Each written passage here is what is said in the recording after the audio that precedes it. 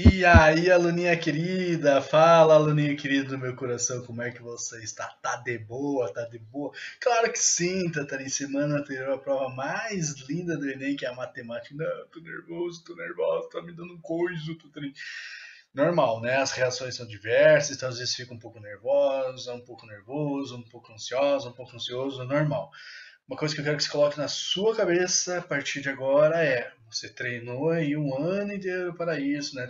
Treinou, resolveu questões, assistiu aulas, fez simulados, enfim, né? Você está preparado, você está preparada para enfrentar essa prova, ok? Eu tive uma ideia que é a seguinte: semana passada eu fiz um aulão para o site digital, esse aulão foi transmitido para o Brasil todo, e neste aulão eu dei algumas dicas preciosas e também conversei sobre a prova do Enem, não só resolver questões, mas conversar sobre a prova do Enem.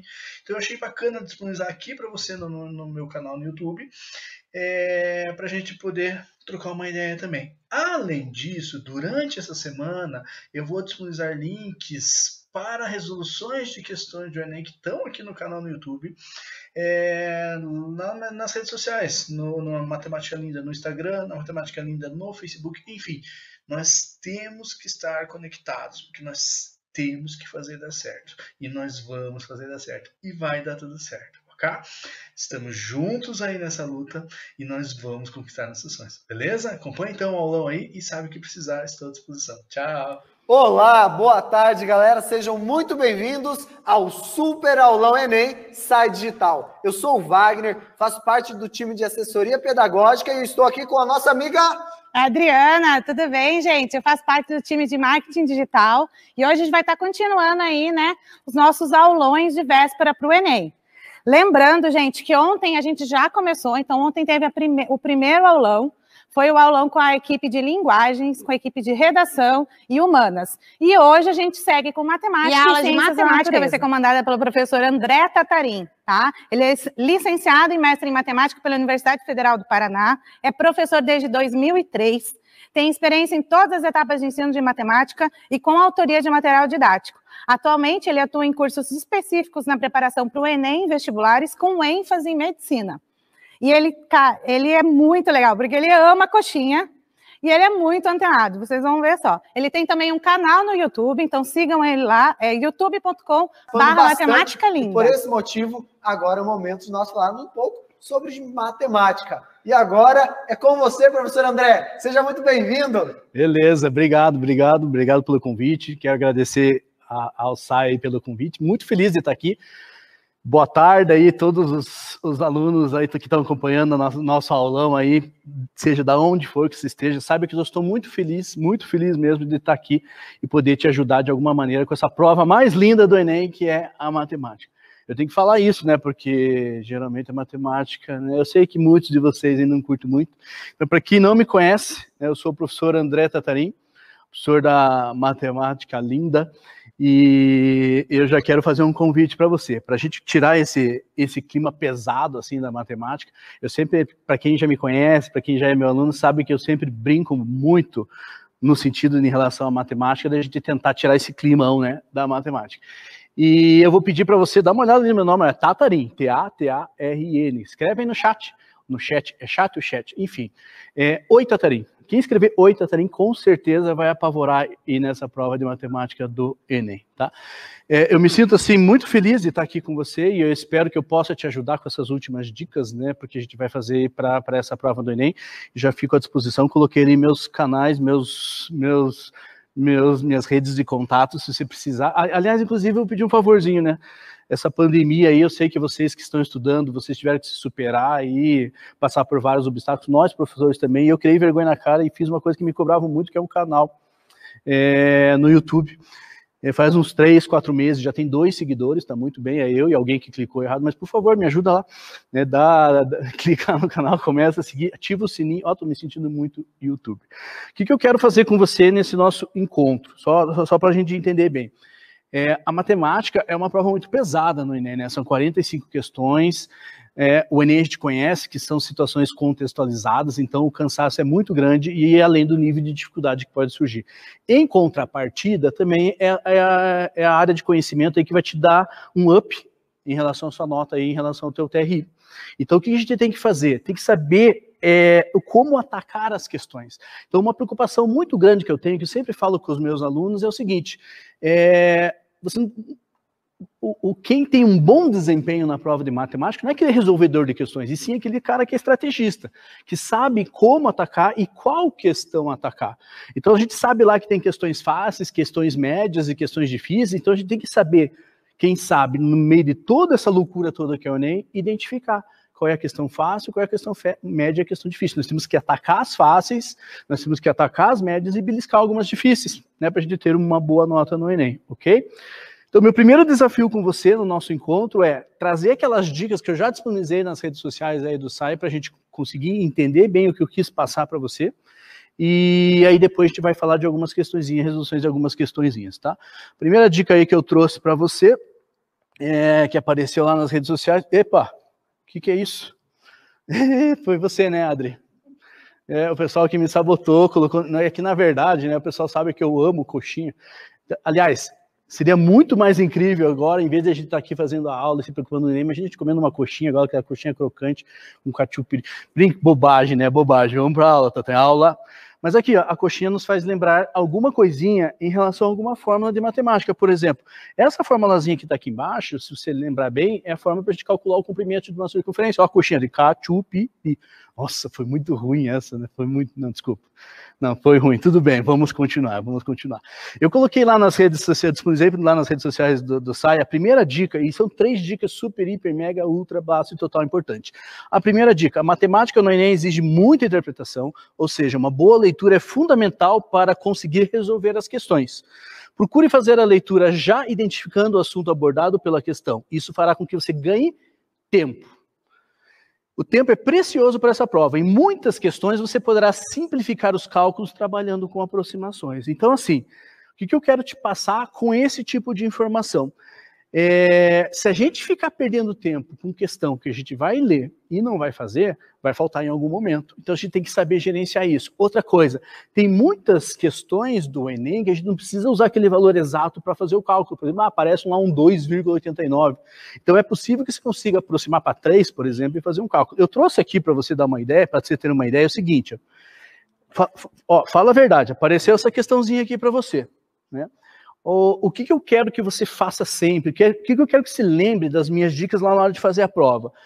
Quando você for fazer a leitura da questão, tenta fazer a leitura já identificando qual é o assunto que está sendo trabalhado. Então tem muitas questões que aparecem coisas desse tipo aqui, por exemplo. Então se antes de você fazer a leitura, você já conseguir identificar, e eu passei a tela, se você já conseguir identificar que nós estamos falando de log, e vamos falar a verdade, o log é um assunto que causa um terror muito grande em muitos de vocês. E muitos de vocês têm razão, porque o log demora muito tempo para fazer a questão. Então não é que você não tenha a capacidade de fazer a questão, mas esse tipo de questão vai fazer com que você demore muito tempo. O que você vai fazer com esse tipo de questão? Você não vai nem ler, vai deixar para depois, vai deixar por último. São 45 questões em matemática, a gente vai atacar as questões mais fáceis. E mesmo que você faça alguma questão, mesmo que você identifique, você vá fazer uma questão, vamos supor que você veja lá, identifique que é uma função polinomial do 1º grau, você identifique que é uma função polinomial do 2º grau, e você vai atacar a questão, você vai fazer a questão, o que vai acontecer automaticamente na tua cabeça? Você vai fazer a leitura de todo esse texto e o teu inconsciente vai estar trazendo tudo que você estudou sobre aquele assunto. Então, assim, se você consegue identificar palavras-chave ou o assunto antes de fazer a leitura, vai fazer com que você ganhe tempo, tá? Ou identificar aquele tipo de questão que você não tem facilidade para deixar para depois, tá? Uma outra questãozinha que eu trouxe para a gente também trabalhar com essa mesma ideia, ó, aqui já não tem nada explícito. Ah, Tatarém, tem umas porcentagens ali. Só que a porcentagem é um assunto que aparece muito no Enem em matemática, a parte de proporção aparece muito, e ele pode aparecer com probabilidade, pode aparecer com estatística, pode aparecer com funções, pode aparecer com geometria. E como é que você sabe que você vai trabalhar com porcentagem? Não identificou? Começa pelo comando da questão. Então, se você começa pelo comando da questão, praticamente praticamente a maioria das questões já vai te dizer em que assunto você está trabalhando. Então, aqui no comando, a questão já está falando qual é a probabilidade. Então, automaticamente já vai vindo na tua cabeça o quê? A probabilidade tem que saber isso, tem que saber aquilo. Então, você começa a trazer inconscientemente esse tipo de coisa que você estudou para fazer a questão. Então, faça esse esforço e tenta lembrar, né? Eu sei que você vai ficar nervoso, vai ficar nervosa, né? A gente está cansado, cansada no dia da prova, mas tenta fazer isso lá na hora que você for resolver as questões. Tá. Beleza, essas eram as primeiras dicas aí que eu queria passar para vocês. Eu trouxe uma questão, e aí você já começa a identificar também um assunto que é muito cobrado no Enem, que é a geometria, que no caso geometria espacial. Quando a gente fala em geometria espacial, capricha lá nos sólidos, né, principalmente o tal do paralelepípedo, que é o que tem aqui para você. Por que eu trouxe essa questão? Uma coisa assim que eu quero que você coloque na tua cabeça também é... Eu vou contar só um segredo para vocês. Esses caras aqui, ó, são nossos amiguinhos. As alternativas são nossas amiguinhas. Essas alternativas jogam a nosso favor, elas não estão contra o nosso trabalho, não estão contra o nosso desempenho no Enem. Então o que tem que acontecer? Você vai resolver uma questão no Enem, você vai olhar para as alternativas, tem que rolar um clima, dá uma piscadinha, manda um beijinho, tem que rolar um clima. Por quê? Porque você consegue eliminar muitas alternativas na hora que você está lendo as questões e resolvendo parcialmente a questão. No pior das hipóteses, você vai eliminar uma, duas, três alternativas, você fica entre duas. E vamos supor que você não saiba resolver a questão. Eu, às vezes fico meio envergonhado de falar isso, mas se você não sabe resolver a questão, mas se você fica em dúvida entre duas, a tua chance de acertar no chute também é maior, né? Opa, por que não? Quem que não quer acertar a questão? Mas olha essa questão, por que eu trouxe para você. Ó. Uma empresa especializou-se no aluguel de containers que são utilizados como unidades comerciais móveis. O modelo padrão alugado pela empresa tem altura de 2,4 metros e as outras duas dimensões, largura e comprimento, 3 e 7 metros, respectivamente. Então aqui ele já determinou para a gente o que é cada um desses caras aqui, ó. Desses números. Um cliente solicitou um container com altura padrão, porém com largura 40% maior e comprimento 20% menor. Você já está fazendo a leitura e já está destacando essas informações, com certeza. Que as correspondentes medidas do modelo padrão. Para atender às necessidades do mercado, a empresa também disponibiliza em estoque outros modelos de outros modelos de containers conforme o quadro. Beleza, está aqui. Comando de questão dos modelos disponíveis, qual atende às necessidades do cliente. Então veja só. O que vai acontecer, por exemplo, com o comprimento que eu destaquei aqui para você? 20% menor. Se o comprimento é de 7, você já vai eliminar esses caras aqui que está dizendo que o comprimento é 8,4. Então, esse tipo de coisa que você tem que fazer na tua prova de matemática no Enem. Se você eliminou o modelo 1 e o modelo 5, você já elimina a alternativa A e já elimina a alternativa E. Tá entendendo o que eu quero falar? É essa a ideia, é isso que você tem que trazer para você, você tem que ganhar tempo. E tem muitas questões, como essa aqui que eu estou trazendo para você, que você não precisa fazer cálculo. Imagina em matemática, que lindo, que maravilhoso a gente resolver uma questão assim que não precisa fazer cálculo. Outra informação, que eu vou eliminar mais alternativas. A largura é 40% maior, a largura é de 3 metros, 40%. Eu já eliminei esse item 4, que a largura estava em 5 metros. Por quê? 5 metros é 2 metros a mais. Se você pensar assim, é 40%. Vamos pensar em algo mais fácil, 50% não é metade? Metade de 3 é 1,5. Então, se fosse 50% maior, seria 4,5. Isso aqui é 5. Então, já estourou. Nós já tiramos também. Olha só o que eu falei para vocês. 2 alternativas. E eu não preciso calcular o quê? A largura. Então veja que com essas observações, é claro, né? É isso que eu falo para vocês. O que faz você estar habilitado ou ter habilidade de fazer esse tipo de coisa? Treinar. Nós temos que treinar. E nós temos que ter um olhar específico, especializado para isso. Procure isso na tua prova no Enem. Se você for fazer as provas anteriores, que é um recurso muito bom para você estudar, procure enxergar esse tipo de coisa. Você vai ver que muitas das questões você consegue resolver nisso e você sempre vai ficar entre 2 alternativas. E aí, mesmo assim, para a gente responder essa questão, já que a largura tem a mesma medida nos 2 modelos, a gente tem que descobrir sobre o comprimento eu volto aqui no vermelho 20% maior. E aí é um cálculo fácil de fazer, e mesmo que você não goste de matemática, é um cálculo fácil de fazer, por quê? Porque o comprimento aqui tem 7 metros, 10% é dividir por 10, é 0,7. 20% é o dobro, 1,4. 7 menos 1,4, 5,6. Você resolveu uma questão do Enem sem precisar fazer todos aqueles cálculos loucos, né, que às vezes a gente está acostumado e que a gente traz esses vícios aí, né, de séries anteriores, ok? Então procure buscar esse tipo de coisa, identificar nas questões qual é o assunto que está sendo tratado, para que você já saiba a hora que você estiver lendo. Aliás, né, primeiro, se você vai atacar sim a questão ou não, se você vai deixar por último, e se você for atacar a questão, você já sabe qual é o assunto que está sendo tratado. E, se você for atacar a questão, vai fazendo esse tipo de coisa, vai resolvendo parcialmente a questão e eliminando as alternativas, ok? Beleza? A segunda dica que eu deixei para vocês lá foi uma boa tática para treinar e verificar como está seu desempenho e resolver as provas anteriores, já falamos sobre isso. Faça um plano de estudo e organize-se para saber o tempo que está destinando às questões e quais os assuntos em que tem mais dificuldade. Isso aqui é importante, gente, tá? Nós estamos chegando numa reta final do Enem. O que você tem que fazer? Revisar coisas. E aí você consegue identificar o que você tem mais facilidade e o que você tem mais dificuldade. Né? O que você vai atacar primeiro, gente? O que você tem mais facilidade. Não esquece disso. E outra coisa, se já fez simulados esse ano, tá? Se você não fez simulados, pega as provas anteriores e resolva, é uma boa tática. E o nome simulado vem justamente para simular uma situação real. Eu vou contar uma coisa que eu fiz em casa, por exemplo. Para quem não sabe, né, lá em casa eu sou professor de matemática, minha esposa é professora de português. Então, olha a desgraça da vida dos meus filhos, né, gente? E o meu filho fazendo terceirão esse ano, ele vai fazer Enem, vai fazer vestibular. Chegou nessa semana, que a gente está dando aquela pegada, né, para a primeira prova do primeiro dia. A minha esposa fala que eu sou louco, gente, mas eu acho que não. Eu fiz o meu filho fazer uma prova anterior de máscara. Por que eu fiz o meu filho? Ele reclamou, é claro, né? E por acaso, você já fez uma prova anterior, você já fez um simulado de máscara, você vai fazer a tua prova de máscara? Sabe o que ele me falou? Aquele jeito dele, opa, é muito quente. Sim, eu queria que ele simulasse a situação. Pode dar mais sede, pode causar alguma coisa. Então, esse é o momento que você tem que descobrir. Como é que você vai se adaptar com isso? Né? Será que você vai sentir dor? Será que você vai precisar quantas vezes ao banheiro? Será que você vai sentir fome? Marca o horário de início e final, simule a sua prova. Faça isso também. Tá? A terceira dica que eu dei para vocês são dos assuntos mais cobrados no Enem. Tá? Então, eu falei para vocês capricharem lá em grandezas proporcionais. Veja que o André falou disso, o Zene falou disso. Com certeza o Robert também deve falar sobre isso. As partes de grandezas proporcionais, quando as grandezas são diretamente, inversamente proporcionais, aparece em matemática no Enem. Razão, proporção, regra de 3, escala, porcentagem.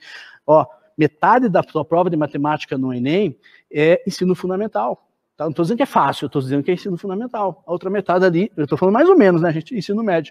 Ó, múltiplos, divisores, operações fundamentais, transformações de unidades e medidas, isso aqui não aparece só na matemática, aparece nas outras áreas de conhecimento também. Se a gente pensa um pouquinho ali mais em ensino médio, geometria, Enem ama de paixão geometria plana, espacial principalmente, a trigonometria pode estar ali com a parte da geometria também, ou aquelas partes, o Enem tem cobrado funções trigonométricas, mas geralmente são questões difíceis, funções os caras cobram um monte, análise combinatória, probabilidade, estatística, matemática financeira. Na parte de estatística, geralmente média, moda, mediana, e aquela parte de análise e interpretação de gráficos, que a gente fala assim, tratamento da informação. E gráfico, gente, o Enem cobra muito, não só na matemática, nas outras áreas de conhecimento também, tá? Eu trouxe aqui para vocês uma questãozinha, e aí eu vou pedir a ajuda também do meu amigo Thiago Zene, por favor, Thiago. Primeiro assim, ó, se a gente for seguir a minha sugestão de a gente for tentar identificar nessa questão qual é o assunto a ser tratado, você vai sair correndo nos 3 dias, porque aparece uma função exponencial. Por que isso aqui é uma função exponencial? O m está em função de t e o t está no expoente. E aparece log, ou seja, esse tipo de questão é uma questão que a gente começa com função exponencial e termina com função logarítmica. Não tem desgraça maior, né, que pode ser cobrado de você, né? Dá vontade de sair correndo nos 3 dias. Eu não saio porque eu não aguento, Zene, mas tudo bem. E essa questão, assim, na verdade, assim, a gente tem maneiras também de identificar questões difíceis e dar aquele jeitinho de resolver mais facilmente. O que diz a questão? Em setembro de 1987, Goiânia foi palco do maior acidente radioativo ocorrido no Brasil, quando uma amostra do Césio-137 foi removida de um aparelho de radioterapia abandonado, foi manipulada inadvertidamente, português é difícil, por parte da população. A meia-vida de um material radioativo é o tempo necessário para que se... Está falando da meia-vida aqui e deu a função exponencial. E ele falou isso aqui, ó, considere 0,3 para aproximação do log. Ele quer saber qual é o tempo necessário em anos para que uma quantidade de massa do Césio-137 se reduza a 10% da quantidade inicial. Tá? Antes da gente resolver essa questão, eu fiquei muito curioso, Thiago, não sei se você consegue me ajudar, por favor, com certeza você consegue, mas por que isso tudo aqui é perigoso para a gente, esse material radioativo? O que isso interfere? Alguma coisa acontece no nosso organismo, é isso? Muito, né? E muito. Olá, pessoal, tudo bem? Estou aí de novo. Então, agora aqui dando uma ajudinha, né? O primeiro, o Tatarim falou ali, minha esposa disse que eu sou louco, eu acho que não. Esse é o primeiro sinal, né? Quando o cara tenta negar a loucura, o primeiro sinal aí, né? A professora de matemática. Professor de matemática, já começa por aí. Bom, na verdade, quando a gente fala de compostos radioativos, eu posso aproveitar, eu estava esquecendo uma coisa muito importante. Esposa querida, beijo para você. Ela falou que se eu não... Faz a moralzinha. Ela falou que se eu não mandasse um oi, um beijo para ela, eu não entraria em casa. Ô, querida, tudo bem? Faz a moralzinha. Né? Isso, desculpa. Ah, não, opa, um bom motivo. Você sabe. Então, a gente pensar ali, compostos radioativos, eles vão atuar diretamente no nosso material genético, esse que é o grande risco. Então, vamos pegar aqui a exposição ao césio 137, né? Então, primeiro, tem a queimadura na pele. O primeiro efeito já é ali no momento que a pessoa está tocando naquele composto. Vai levar tipo imediato mesmo. Já é imediato, né? Vai depender, claro, depende de qual é o produto, qual é a quantidade e tal, mas já vai provocar uma queimadura, já pode provocar deformações também no indivíduo. Só que aí tem aquela radiação que vai atingir camadas mais profundas da nossa pele, chegando no nosso material genético, levando alterações nessa molécula, e você sabe que quando se leva a uma mutação no material genético, isso pode evoluir para um tipo de tumor, a um câncer. Além, lógico, pode passar para gerações? Então, aí o que pode acontecer? Se essa mutação atingir células reprodutoras, aí sim. Então, por isso que a gente vê algumas vezes décadas depois de um acidente radioativo, nasce ainda crianças com efeito da radiação. Claro que isso daí teria que atingir células reprodutoras, né? Ser passar para o espermatozoide, para o óvulo, para passar as gerações. Mas no indivíduo é um efeito múltiplo. Vai pegar glândulas como a tireoide, pode pegar rim, pode pegar o nosso fígado. Né? Além do que é um processo que o aluno deve estar lembrado, que na aula de ecologia ele vê um processo chamado magnificação trófica, bioacumulação. Normalmente a gente trabalha isso aí com metais pesados, só que compostos radioativos, eles também podem estar ligados à bioacumulação. Ele pode ficar no organismo por alguns anos ao longo da nossa vida. Entendi, show de bola. Beleza. Muito obrigado, Tiago. Valeu, Tatarim. Era uma curiosidade, eu falei, não, vamos trazer aqui com quem entende, né? Beleza. Valeu, obrigado. Gente, olha só. Para resolver isso aqui, eu lembro que eu falei para vocês que é uma desgraça, eu vou colocar a resolução formal nisso aqui. E eu tenho certeza aí que você está falando, né? Não quero isso. Gente, imagine, ó, não que você não tenha capacidade de resolver isso, mas olha o que a gente mexeu. Esse tipo de questão aqui é muito bom para você treinar. Mas assim, eu vou ser bem sincero para você, você não tem tempo de fazer tudo isso aqui no Enem, sabe? E assim, essa mesma ideia de meia-vida, eu faço a resolução de um jeito diferente. E eu estava até conversando com o Robert, por favor, deixa eu te explorar também. Mas eu não vou fazer o que aquele André do Mal fez com você, não. Não se preocupe. Por favor, por favor. Não vou fazer, né? Robert, porque assim, eu estava conversando até com você, e falei assim, cara, minha vida tem tudo a ver com química, né? Você falou, tudo a ver mais um pouco. Eu vou chamar o Robert aqui para me ajudar, né? E o Robert, ele vai também mostrar como é que poderia resolver isso aqui, né? Pensando um pouco na parte da química, é isso? Por favor. Bem legal. Gostaria, inclusive, de pegar um gancho que o professor Zeni falou, assim, que tem radiação que atinge camadas mais profundas, a queimadura. São 3 principais radiações que são emitidas: radiação alfa, beta e gama. A radiação alfa é uma radiação mais pesadinha. Então, ela tem menos velocidade, penetra menos na pele. Apenas queimaduras superficiais de uma roupa já protegeria. A radiação beta, igual um elétronzinho, tem a mesma massa, só que vem do núcleo, por isso a gente chama de radiação beta, ela tem um poder de penetração média. Já a radiação gama tem alto poder de penetração, certo? Então você pensa inversamente proporcional com a questão da poder ionizante. A alfa tem baixo poder de penetração, mas alto poder ionizante, afinal tem 2 prótons ali que acabam pegando elétrons ao redor. Mas voltando aqui para a nossa queridíssima questão linda. Uma questãozinha, tempo de meia-vida, eu até estava reparando ali, 1987, se a gente parar para pensar em 2017, foi a primeira meia-vida que aconteceu em Goiânia. Que é a meia-vida aqui de 30 anos. Exatamente, isso, né? De 87 a 2017, primeira meia-vida. Mas o que é essa meia-vida que ele explica? Imagina o seguinte, que eu tenho na minha mão, jamais faria isso, mas como é só uma simulação, eu tenho na minha mão 100 gramas de material radioativo. Eu estava lá em 1987, 3 aninhos, tinha nascido, estava lá, comecei a meditar, já são 3 anos meditando, comecei a meditar os 100 gramas, não sei de onde veio esse exemplo, 100 gramas de material radioativo na minha mão, daí passou-se 30 anos de meditação, eu acordo, olho para a minha mão, passou-se 30 anos, eu tenho 50 gramas. Comecei com 100, desintegrou a metade, 50 gramas. Isso é minha vida. Passou, por exemplo, voltei a meditar, dali mais 30 anos eu acordo e vejo que eu tenho o quê? Antes era 100, caiu para 50, metade de 50, 25. E assim vai. Conforme o tempo vai passando de 30 em 30 anos, a amostra que você tem desintegra e cai pela metade. Sempre em relação ao período anterior. Sempre em relação ao período anterior. Importante. Eu acho mais fácil resolver. Desculpa aí, Tatarinho. Não, mas quimicamente falando. olha só, nós estamos conectados. Olha só. Ó, resolução desgraça. Resolução graça. Se de acordo com o que você coloca aqui, invoca alguém, né? Dá medo? Ó. Olha só, o que o Robert falou, após 30 anos, eu pensei em 100%. Ele falou 100 gramas, é a mesma coisa. É a mesma coisa. Ó, vai se reduzir a 50%, mais 30 anos se reduz a 25%, mais 30 anos se reduz a 12,5%, e aqui você já, opa. Então, olha só, se você tem essa sacada aqui, ó, para resolver esse tipo de questão desse jeito, e a gente pode usar isso, gente. O Enem gosta disso. O Enem cobra bastante coisa disso da gente. Eu não sei exatamente desse jeito, ó, quanto será o tempo.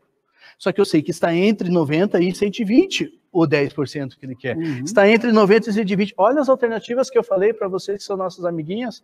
Resolvemos uma questão extremamente difícil do Enem de uma maneira fácil. Eu costumo chamar esse cálculo que você fez agora, tipo, está entre 90 e 120. Eu costumo chamar de cálculo tipo. Não precisa usar exatamente, mas está tipo entre 90 e 120, vai ser tipo 100. Exatamente. E o 10% está mais perto do 90 do que do 120. Então Exatamente. A gente pode usar isso a nosso favor. E lembre, as alternativas a nosso favor. Ok? Obrigado, Robert. Valeu, okay? meu querido. Obrigado. Gente, eu queria encerrar essa questão justamente com a minha apresentação justamente com essa questão que foi extremamente difícil. Quero agradecer e espero ter ajudado pelo menos um pouquinho aí você a enfrentar essa tal prova da Enem. Lembra dessas dicas, lembra dessas orientações e vamos tentar vencer essa matemática aí no Enem. Valeu? Muito obrigado aí pela atenção. Opa, espera um pouco, professor André. Estou descansado? Não. Nós temos uma pergunta aí. Verdade. É verdade. Aquela pergunta do chat. Sei que já podia... Ok? Não. Então, a pergunta, ela vem do Roberto lá de Manaus. Você que era o Robert, não? Não, é Roberto, tá. lá de Manaus. Grande Roberto, ele diz tamo o junto. seguinte, tenho muita dificuldade com funções. Você tem alguma dica para estudar isso na reta final? Funções na reta final do Enem, qual é a dica? Roberto, o negócio é o seguinte, cara. Funções realmente é um assunto que causa um certo temor aí, né, na matemática. A dica que eu te dou é o seguinte, cara. Tenta separar funções polinomiais do primeiro grau, funções polinomiais do segundo grau, função exponencial, função logarítmica, função modular geralmente é mais parte de análise e interpretação de gráfico, e função trigonométrica geralmente são questões difíceis. Então separa esses assuntos e resolve as provas anteriores, sabe? Mas assim, resolve naquela leveza, no sentido de te ajudar, sabe? A partir do momento que você vai resolvendo, você vai se habituando e vai se sentindo um pouco mais seguro em relação a esse assunto. E se precisar, sabe como me encontrar também. Beleza? Beleza, e professor, dica da coxinha, o pessoal gostou bastante. Foi boa? Foi boa. Eu achei que tinha sido horrível. Tchau, gente.